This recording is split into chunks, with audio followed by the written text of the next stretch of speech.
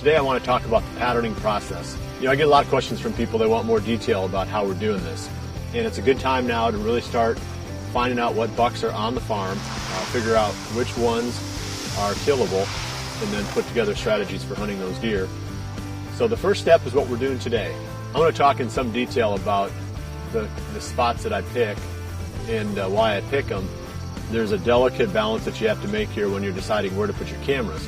You want to learn as much as you can, but you don't want to impact the behavior of the deer that you're trying to figure out. Normally you're looking at spots that are easily accessible.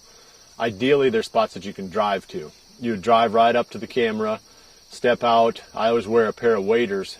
Rolling into the hunting season, I'm going to be wearing waders to keep all the scent eliminated from that site. So I'm looking for spots that are fairly accessible, places where I'm not going to be impacting the deer, where they're probably used to seeing some type of vehicle traffic.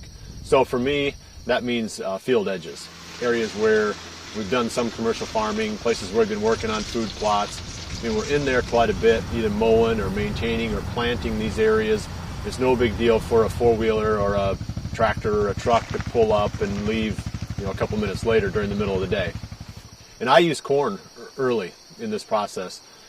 And the reason I do that is, number one, it's legal here in Iowa, and I've talked to the game warden about it, and he's explained to me what I need to do to make sure that I stay legal with this, because you can't hunt over bait, and you can't hunt the trails leading to bait in Iowa. So you got to take some real serious precautions to make sure that you've got the whole location cleaned up, that there's plenty of time from the last baiting to the time you hunt anywhere in that same area. Okay, so the reason I use the corn is because it allows me to get the most information with the least amount of time. We were just talking coming out here, there's probably 15 locations on this farm where we should have a camera. So we've got to make the best we can, or gain the most information we can in the shortest amount of time on each of these sites, so we can keep those cameras moving, and then pull the cameras out of those areas where there aren't bucks that we're interested in. I've got about 10 days usually of corn on any site, and then after that I'm either completely out of there or I've changed my tactics on how I'm patterning. And we'll talk about that more over the next couple of weeks also.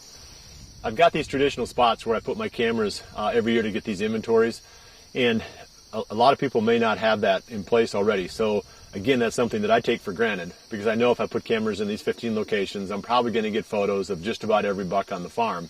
But if I was starting from scratch, I'd have to take out the aerial photo, and I would look first, like I said, for those accessible areas, places that I feel like I can drive to or sneak into without the deer knowing that I'm coming and going, or at least they feel like I'm part of the normal, natural human activity in that area. Secondly, I'm probably trying to focus on about a 40-acre or a 50-acre area at the most for most of my camera coverage. And to keep it in simple terms, my cameras are probably no closer than about 200 yards apart. So you don't want to assume that if you've got an 80-acre farm that one camera is going to cover it. You're probably looking at 2 or 3 cameras to really cover that well.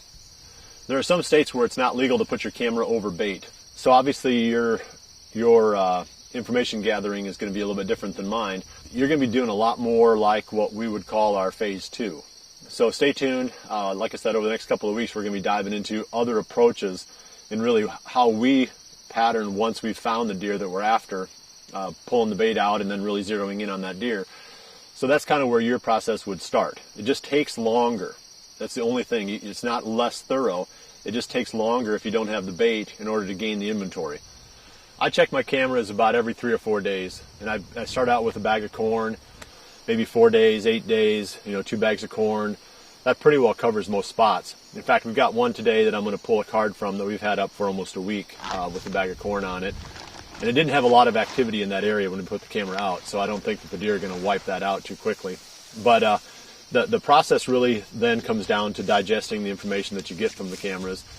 And that's what I'm going to talk about a little bit more next week in detail. I'm going to talk about what you can learn from these photos and then how to apply that information to deciding which bucks to hunt. And the patterning process really does have a phase 2, and that is when you found a buck that you want to hunt and you pull the bait out of the area and you really start to zero in on that deer.